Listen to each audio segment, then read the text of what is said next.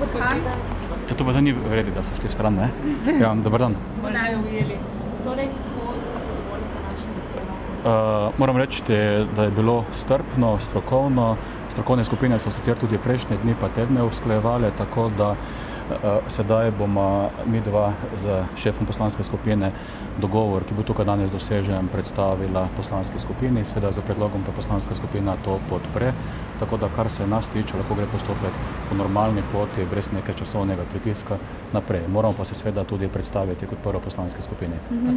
Kaj govorite o dogovoru, a ste kakšen dogovor? Tukaj iz teh izjav, ko smo slišali, da ste Bratuškova, nismo slišali, da je šlo. Je že kakšen dogovor? Zdaj, kar se nas tiče, mi smo razumeli, da današnja razprava je bila v tej sestavi zadnja. Posamezne stranke smo povedali, kje so tveganja, na to opozorili. Nekatere stvari smo se še danes dogovorili. Sedaj pa seveda čas, da pogajalci predstavimo to, do česar smo danes prišli tudi svojim poslanskim skupinam. In mi bomo skušali poslansko skupino sklicati ta teden, da jo predstavimo. In potem bo šla verjetno procedura po neki normalni poti brez časovnega pritiska naprej. Ste pa vi osebno zadovoljni s tem, kar je danes na mizi? Tudi s to formulo, ne? Se vam zdi realna, ste lahko konkretni, kaj to pravzaprav pomeni v praksi? Poglejte, v praksi pomeni takole, da jasno fiskalno pravilo govori o tem, da srednjeročno, dolgoročno trošiš pač koliko ustvariš, da pa obstaja neko vmesno obdobje prilagajanja.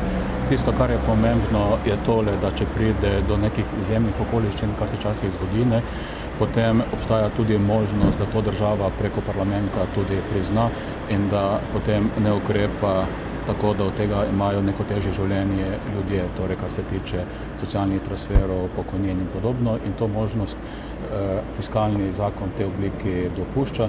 To tudi na nek način usklajeno s tem, kar Evropska unija pričakuje od držav članic, tako da v takšni obliki mislim, da gremo po pravi poti naprej, tudi na način, da je še vedno varovana nek interes ljudi, ki živijo v naši državi. Od vaše predhodnice smo slišali, da je ravno nasprotno, obratno, da je zadeva formula predvsem omejujoča in da ni v korist ljudi, teh državljanov.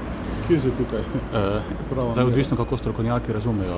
Naši strokovnjaki so se dosti dolgo pogovarjali.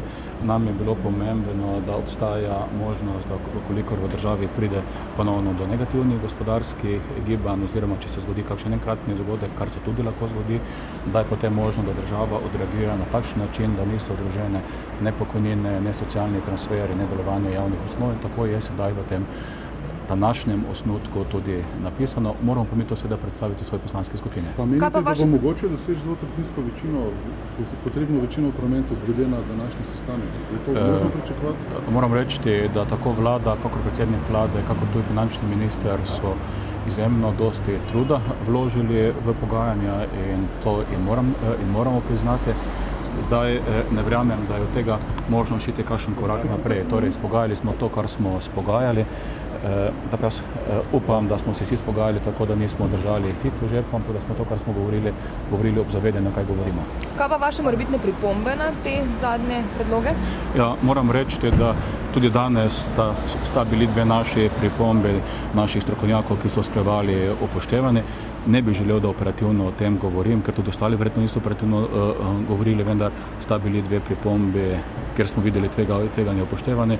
Na ta način mi tudi razumemo pogajanja, tako da se partnerji uskladimo. Torej ste optimistični, da znajo to skozi mednarodno proceduro z dovoljšim? Poglejte, sedaj vsi, ki smo bili tukaj prisotni, seveda nekateri gremo v poslanske skupine, tudi organom stranke potrebno poročati in potem to je dosti zahteven politični proces, sedaj pa moramo ti, ki smo bili tukaj prisotni, svojo nalogo opraviti. Mi dva z kolegom Matjažem Hanom sem potrudila, če v tem tednu poslanske skupine predstavila, skupaj z našimi pogajalci. Podobno pa morajo tudi ostali narediti. Kako pa bo stanje razmišljanja ostali poslanske skupine, pa jaz ne morem ocenjevati, morajo drugi povedati.